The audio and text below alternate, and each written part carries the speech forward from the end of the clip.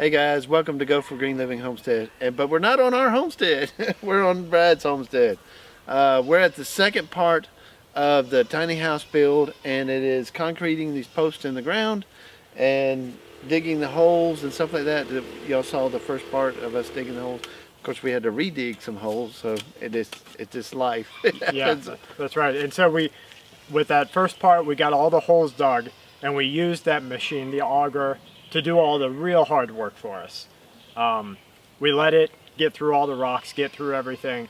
But you know, being that it's not on the back of a tractor, and it takes two men to do it, even if you just had the one-man auger, you're going to be off a little bit, because if you're not exactly level the entire time, it's going to kind of follow its own path through the path of least resistance into the ground, and your holes are going to be off.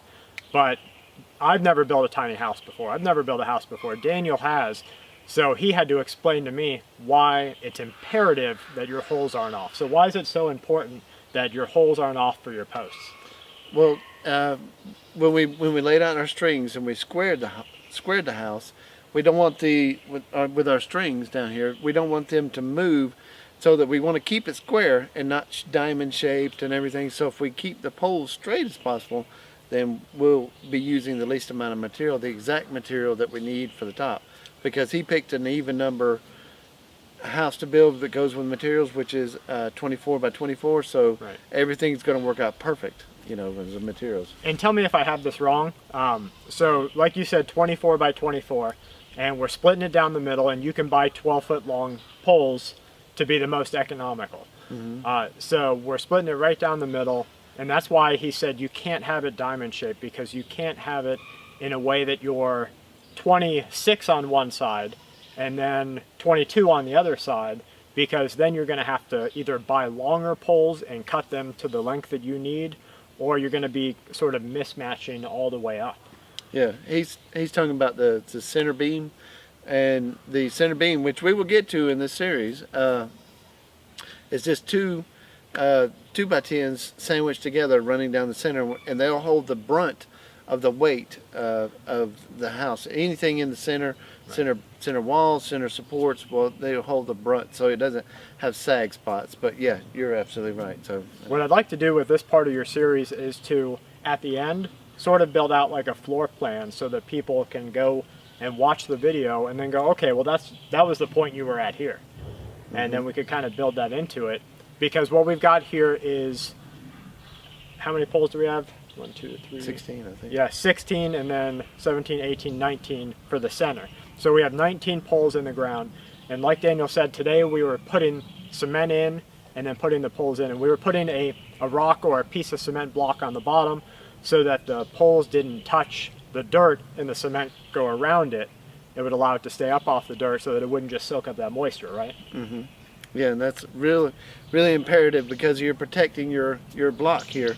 I mean your wood, right. And he wants it to be here for his kids. So that's right. Yeah. So we're doing it the best way we possibly can, and putting on these 6x6s, even though it's going to be lower to the ground, it's going to make it so sturdy that the wind won't even blow it hardly. You know, so we put the cement block in the ground, and then we remeasured the 6x6s and put them in, and now you have to measure from outside to the outside of your next one, right? Or is there can you do it all different all the way around?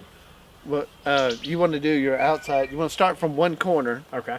And that be your main corner, so you measure everything from your main corner. So, and we want the outside band to match and be exactly 24, so we made it actually 23 feet, 9 inches. Yeah, you're exactly right.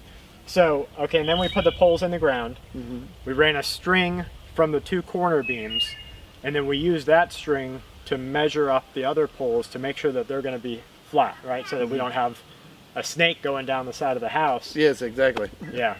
Okay. And then once we got them in, what was our next step? We had to level, right? Yep, and level both sides, you know, so that you're going straight up in the air. And well, that's pretty much it on the poles. On the poles. Yeah. I mean, they're well, except our next step.